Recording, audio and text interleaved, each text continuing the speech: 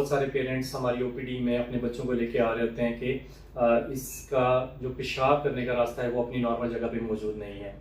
तो इसको clinical terms में, मेडिकल टर्म्स में हाइपोस्पेडियास कहते हैं कि जो पेशाब का रास्ता है नॉर्मली जो डंडी है या शैफ्ट है उसकी टिप के ऊपर होना चाहिए पेनिस की, लेकिन वो अपनी जगह पे मौजूद नहीं होता और वो पैदाइशी तौर पे टिप से दूर और जो पेनिस की शैफ्ट है उससे उसके नीचे वाले हिस्से के ऊपर होता है। तो ये बहुत कॉमन डिजीज़ है बच्चों में और हम बहुत फ्रीक्वेंटली इन पेशेंट्स को अपनी ओपीडीज में देख रहे होते हैं। तो हाइपोस्पेडियास बेसिकली क्या है और इसका इलाज कैसे किया जाता है, आज की वीडियो में हम इसके ऊपर डिटेल में डिस्कस करेंगे। तो हाइपोस्पेडियास जैसे कि आपको बताया कि पेशाब का रास्ता पेनिस की शैफ्ट के नीचे वाले हिस्से में कहीं पे भी मौजूद हो सकता है। तो इसकी बेशुमार टाइप्स हैं। तो जितना ये टिप के करीब होगा उतना इसका इलाज भी आसान है और उसमें पेचीदगी के चांसेस कम हैं। तो ये कहाँ कहाँ हो सकता है? सबसे पहले तो बिल्कुल टिप के करीब हो सकता है लेकिन नीचे वाले हिस्से में, और इसी तरह टिप से थोड़ा सा दूर लेकिन शैफ्ट के करीब हो सकता है। इसी तरह शैफ्ट के दरमियान में और बिल्कुल डंडी के शुरू में हो सकता है। और इवन बहुत सारे रेयर केसेस ऐसे होते हैं कि जो थैली होती है इवन के उससे भी पीछे होता है या उसके दरमियान में कहीं पे इसका रास्ता खुल रहा होता है। तो ये डिफरेंट टाइप्स हैं हाइपोस्पेडियास की और इन्हीं टाइप्स के अकॉर्डिंगली इसकी मैनेजमेंट की जाती है। तो इसमें अमूमन एसोसिएटेड एक तो जो कैप है वो प्रॉपर नहीं बनी होती, वो ज़रा खुली होती है, और इसी तरह जो खतने वाली जिल्द है वो प्रॉपर नहीं बनी होती। तो अमूमन बहुत सारे पेरेंट्स कहते हैं कि जी पैदाइशी तौर पे इसके खतने हुए हैं, और साथ ही बाज़ केसेस ऐसे होते हैं कि उसमें जो शैफ्ट है, जो पेनिस की शैफ्ट है वो कर्व्ड होती है, वो डंडी ऐसे घूमी हुई होती है, नीचे की तरफ उसका रुख होता है। तो ये इस डिजीज़ के साथ ये एसोसिएटेड एनोमलीज भी हो सकती हैं। इलाज इसका सर्जिकल ही है, सर्जरी के अलावा इसका कोई हल नहीं।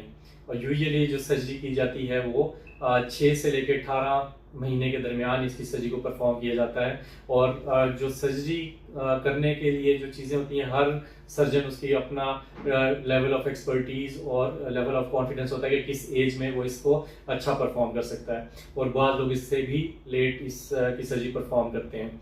लेकिन दो बेसिक चीज़ें हैं कि एक तो जो शैफ्ट है, पेनिस की शैफ्ट है, डंडी, इसकी मोटाई और स्किन की कंडीशन, जो एरिया डेफिशिएंट है, यूरिथ्रल प्लेट उसको कहा जाता है, और उसकी कंडीशन कैसी है, ये सारी चीज़ें देख के असेस करके टाइमिंग्स ऑफ सर्जरी को फाइनल किया जाता है कि इस वक्त के ऊपर इसकी सर्जरी के बेस्ट पॉसिबल रिजल्ट हो सकते हैं।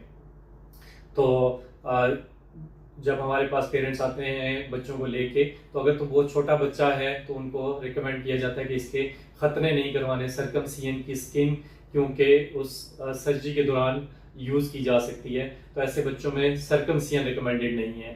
तो इस सर्कमसियन को विदहोल्ड किया जाता है और बच्चे को फर्दर उसकी एवेल्युएशन की जाती है। बाज़ औक़ात गुर्दे और मसाने के मसाइल इसके साथ हो सकते हैं तो उनको स्क्रीन किया जाता है, और जब जैसे ही उसकी सर्जरी का वक्त आता है तो उसकी सर्जरी परफॉर्म की जाती है। अब सर्जरी कितनी दफ़ा होगी, एक ही दफ़ा में सर्जरी पॉसिबल है नहीं है या मल्टीपल सर्जरीज होंगी, ये डिपेंड करता है कि जो पेशाब का सुराख है वो टिप से कितना करीब है। जितना टिप से करीब होगा उतना सर्जरी एक ही स्टेज में होने के चांसेस और उसकी कामयाबी के चांसेस ज़्यादा होंगे। जितना वो टिप से दूर है और थैली के करीब है तो स्टेजेस भी बढ़ती जाती हैं, और मिनिमम 2 स्टेजेस और उससे ज़्यादा जितनी दफ़ा उसकी कॉम्प्लिकेशंस हों तो उस स्टेजेस को रिपीट किया जाता है। तो ये कुछ ब्रीफली हाइपोस्पेडियास के बारे में था। तो इसके बारे में अगर आपके बच्चे में, आपके जानने वाले किसी भी बच्चे में हाइपोस्पेडियास है तो उसको पीडियाट्रिक सर्जन को या पीडियाट्रिक यूरोलॉजिस्ट को लाजमी दिखाएं और उसके खतने अवॉइड करें। जब क्योंकि सर्जरी होगी तो उस दौरान उसके पार्ट है कि उस स्किन को बाज़ औक़ात सर्जरी में यूटिलाइज किया जाता है और उससे इसके आउटकम्स बेहतर होते हैं। तो यूजुअली जितना टिप के करीब होगा उसका आउटकम उतना अच्छा है, फेलियर के चांसेस उतने कम हैं, और जितना वो टिप से दूर होगा उतने जो है उसकी कॉम्प्लिकेशंस के रेट्स भी ज़्यादा हैं, फेलियर के चांसेस भी ज़्यादा हैं, और नंबर ऑफ सर्जरीज भी बढ़ सकती हैं।